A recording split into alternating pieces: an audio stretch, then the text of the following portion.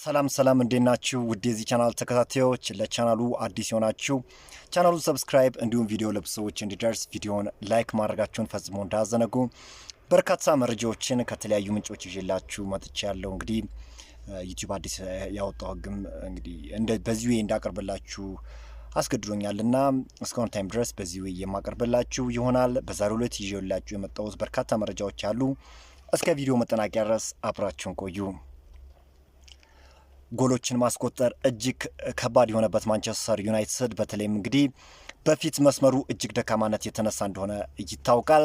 የ22 ዓመቱ ዴንማርካዊ ተጫዋች ታዲያ ጥሩ እምቅ ብቃት እንዳለው የሚታወቅ ጉዳይ ነው። ነገር ግን ዩናይትዶች በተጫዋቹ ላይ ያላቸው እምነት ከጊዜ ጊዜ እየተስተጓገለ ይገኛል። በተለይም እንግዲህ ይህ ተጫዋች ብዙ የሚነሳበት ጥያቄ አለ። ከብስለትም አንጻር ከፖዚሽኒንግ ብዙ የሚነሳበት ጥያቄ ያለ። ታዲያ ማንቸስተር ዩናይትዶች ደግሞ የሚፈልጉት እንደ ዮክሬሽ አይነት ምርጥ ግብ አዳኝ የሆነ ተጫዋች ነው። ለዚህም ነው እንግዲህ ማንቸስተር ዩናይትዶች ተጫዋቹን ለመሸጥ ክፍት የሆኑት። እንግዲህ በዛሬው ዕለት የሚወጡ መረጃዎች እንደሚጠቁሙት ከሆነ ታዲያ ጁቬንቱሶቹ ወይም አሮጊቶቹ የተጫዋቹ ፈላጊ ሆነው የቀረቡ ሲሆን እንደ ቱቶ መርካቶ ዘገባ ከሆነ ታዲያ ብራዚላዊ አማካኝን ማንቸስተር ዩናይትዶችም ይፈልጉታል። ዳግላስ ሉዊዝ የሚባለውን ተጫዋች በአስቶን ቪላ ቤት ታውቁታላችሁ፣ ጥሩ ስራ መስራት ችሏል እና ከተጫዋቹ ፈላጊ ክለቦች እንግዲህ የለንደኑ ክለብ አርሰናል እንደሆነ የሚታወቅ ጉዳይ ነው። አሁን ማንቸስተር ዩናይትዶች ተጫዋቹ ላይ ያላቸው ፍላጎት እየጨመረ ይገኛል።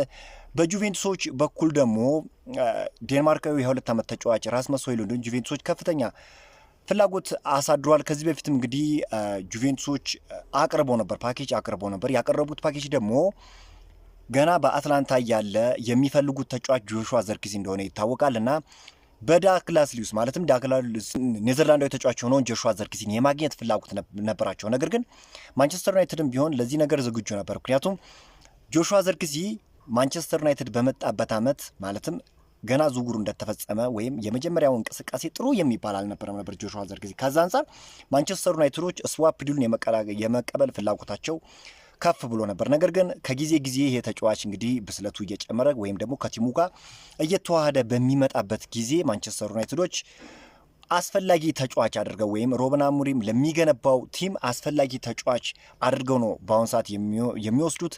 ጉዳት እስከሚያስተናግድበት ጊዜ ድረስ እንኳን ብንመለከት ጥሩ የሚባል ጊዜን ማሳለፍ ችሏል። ከማንቸስተር ዩናይትድ ጋር ጥሩ የሚባል እንቅስቃሴን ማሳየት ችሏል እና ከዚህ አንጻር ማንቸስተር ዩናይትዶች ተጫዋቹን ለመልቀቅ ፈቃደኛ አይደሉም።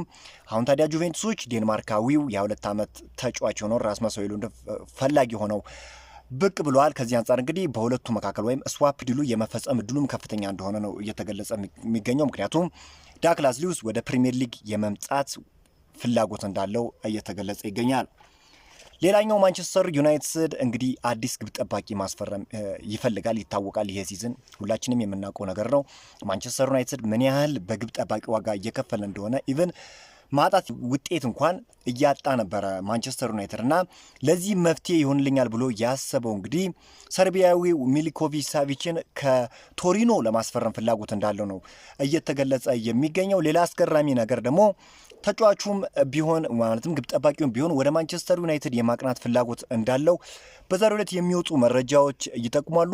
የግብ ጠባቂ ዋጋ 20 ሚሊዮን ዩሮ ወይም ደግሞ 16.9 ሚሊዮን ፓውንድ ሲሆን ተጫዋቹ በእንግሊዝ ክለቦች ማለትም በቼልሲና በማንቸስተር ሲቲ ይፈለጋል። ነገር ግን ግብ ጠባቂው ወደ ማንቸስተር ዩናይትድ የመቀላቀል ፍላጎት አለው። ከዛ አንጻር ወደ ማንቸስተር ዩናይትድ የመምጣት እድሉ ሰፊ እንደሆነ ነው እየተገለጸ።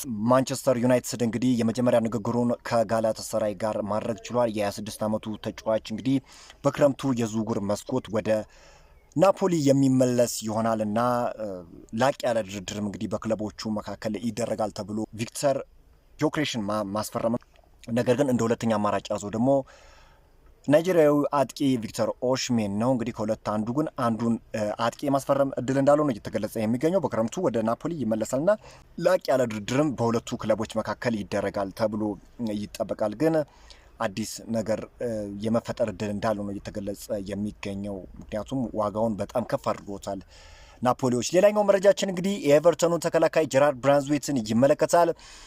ጀራርድ ብሬንዝዌት እንግዲህ የዩናይትድ የረጅም ጊዜ ታርጌት እንደሆነ የሚታወቅ ጉዳይ ነው።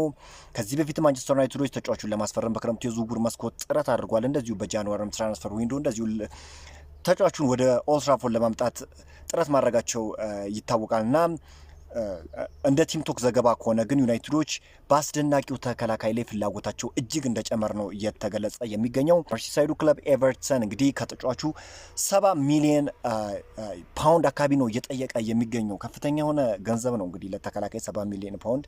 ማንቸስተር ዩናይትዶች ያወጣሉ አያወጡም የሚለው ነገር የምናየው ይሆናልና የተጫዋቹ ክለብ ፈላጊዎች ደግሞ በርካታ መሆናቸው ነው ለዝውውሩ እንደ እክል ይሆናል ተብሎ የሚገለጸውና ይሄ ተጫዋች ግን በማንቸስተር ዩናይትድ የሚፈለገው ታርጌት ነምበር 1 እንደሆነ ነው።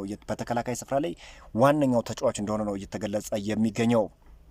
ሌላኛው ተጫዋች ብሪያን ምቦሞ ነው። እንግዲህ ማንቸስተር ዩናይትዶች ይህንን ካሜሩናዊ ተጫዋች ለማስፈረም ፍላጎት እንዳላቸው እየተገለጸ ይገኛል። ይህንን የ25 ዓመት ተጫዋች እንግዲህ ማንቸስተር ዩናይትዶችን ከእድሜው አንጻር መመልከት እንችላለን። እንግዲህ እድሜውም ገና 25 ዓመቱንም ወጣት እንደመሆኑ አንጻር እሱ ብቻ አይደለም እንግዲህ እንደ አጠቃላይ ፕሪሚየር ሊጉንም የተላመደው ከፊዚካልም አንጻር እጅግ ጥሩ ፊዚካል ያለው ተጫዋች ነው እና ማንቸስተር ዩናይትዶችም እንግዲህ በራይት ዊንግ ቦታ ላይ ክፍተት እንዳለባቸው ይታወቃል እና ይህንን ክፍተታቸውን ለመሙላት ይህንን ተጫዋች ለማስፈረም ጥረት ያደርጋሉ ተብሎ ይታሰባል።